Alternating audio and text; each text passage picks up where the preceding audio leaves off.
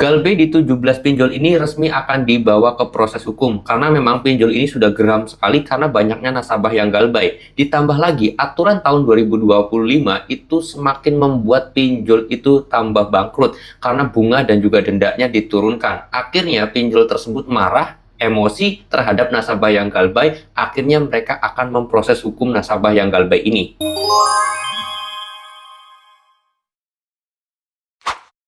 Assalamualaikum warahmatullahi wabarakatuh teman-teman semuanya. Pada kesempatan video kali ini saya ingin membahas beberapa pinjol yang akan memproses hukum nasabah yang telah melakukan galbay. Karena memang mungkin pinjol itu emosi sama pemerintah karena aturannya itu semakin membuat pinjol tersebut bangkrut. Atau pinjol itu nggak enak dengan aturan yang telah ditetapkan oleh pemerintah.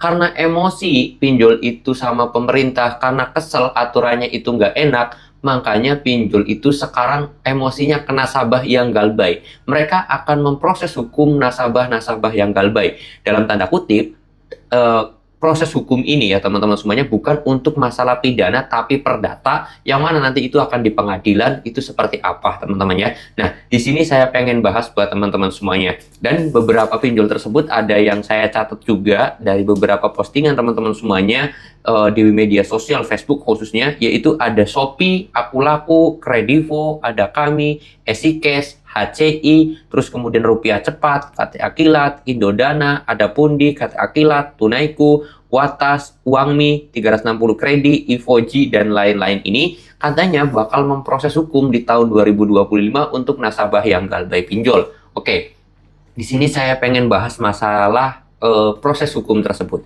Memang benar, pinjol tersebut bisa memproses hukum nasabah yang galbay. Pinjol tersebut berhak untuk mengajukan ke pengadilan atau ke meja hijau terhadap nasabah yang galbay. Itu dibolehkan sesuai aturan perundang-undangan karena memang undang-undangnya seperti itu. Dan yang keempat, ini jalur hukumnya adalah perdata bukan pidana, teman-teman.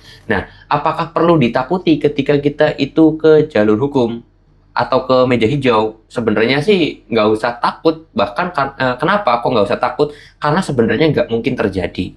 Ada beberapa faktor dan juga ada beberapa alasan. Pertama, anggaran biaya ketika mengajukan ke persidangan atau ke meja hijau itu cukup tinggi.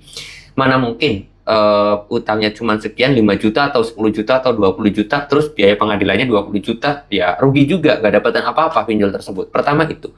Lalu kemudian yang kedua adalah masalah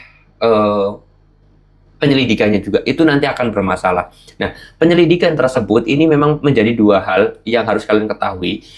Pertama, penyelidikan terhadap nasabah, yang kedua juga penyelidikan terhadap pinjol itu sendiri. Pertama, dikonfirmasi dulu apakah benar nasabah tersebut itu punya pinjaman di aplikasi ini, terus kemudian sudah menunggak, sudah telat bayarnya, sudah beberapa bulan, yang mana jumlah nominalnya dikonfirmasi atau tidak, dan ternyata setelah terkonfirmasi, setelah diselidiki, benar adanya nasabah tersebut punya hutang di aplikasi itu, maka divonislah dilanjutkan penyelidikan kedua, yaitu penyelidikan terhadap pinjolnya.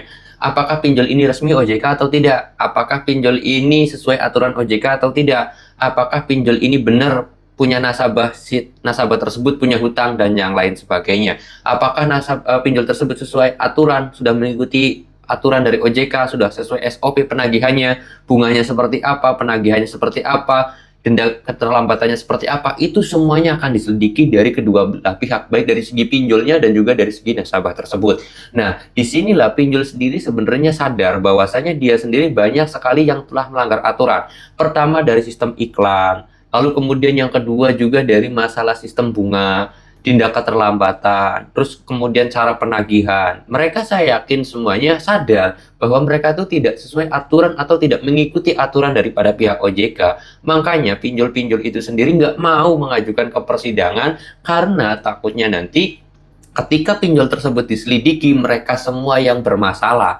Bisa saja lebih berat daripada nasabah yang galbay. Karena kalau nasabah yang galbay, mereka hanya divonis masalah perdata aja. Tetapi kalau masalah pinjol, ini malah bisa pidana karena banyaknya penipuan yang terjadi. Terus kemudian juga sangat berpotensial sekali untuk pinjol tersebut ditutup dari OJK-nya. Karena penyelidikannya sudah real dan juga de facto gitu loh. Artinya pinjol sendiri justru malu, justru takut bukan nasabah yang harusnya takut, tapi pinjol itu sendiri ketika dibawa ke proses hukum ya. Jadi harusnya nasabahnya yang lebih berani ketika diproses ke hukum, bukan masalah pinjolnya. Kenapa? Karena nasabah ya, kalaupun dia salah karena dia tidak membayar, itu hanya prosesnya perdata. Tapi kalau pinjol itu salah, dia akan masuk ke pidana, bahkan pinjol tersebut sudah pastikan diblokir atau dihapus izinnya oleh OJK gitu loh. Jadi yang ketakutan ketika membawa ke sidang itu pinjolnya, bukan nasabahnya. Tapi bang, ngancemnya kok mau bawa ke proses hukum, mau dibawa ke sidang dan yang lain sebagainya. Itu adalah cara dia berusaha untuk nakut-nakutin kalian. Kalau kalian gagal ditakutin atau kalian itu malah berani, saya yakin pinjol tersebut malah ngedon juga, DC-nya malah takut juga ketika nagih ke kalian. Seperti itu ya.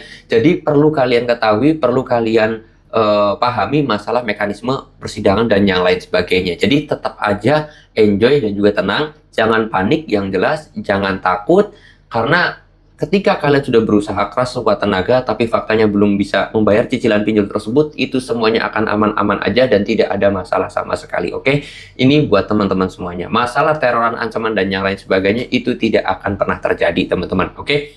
Nah, di sini saya titip pesan kepada teman-teman semuanya. Yang harus kalian waspadai, yang harus kalian takuti adalah ketika ekonomi kalian itu sedang kesusahan, rezeki kalian mungkin sedang seret, dan kalian sedang berusaha mencari rezeki yang banyak, mencari rezeki yang berkah, tapi kalian lupa terhadap sang pemberi rezeki itu sendiri. Makanya saya ingetin, cobalah ingat kepada sang pemberinya agar rezeki kalian itu menjadi lancar. Oke? Ya, ini sih pesan saya. Dan saya sendiri mohon maaf kalau ada kata-kata yang kurang berkenan atau kata-kata yang tidak enak. Saya mau tutup dulu video ini dan kata assalamualaikum warahmatullahi wabarakatuh.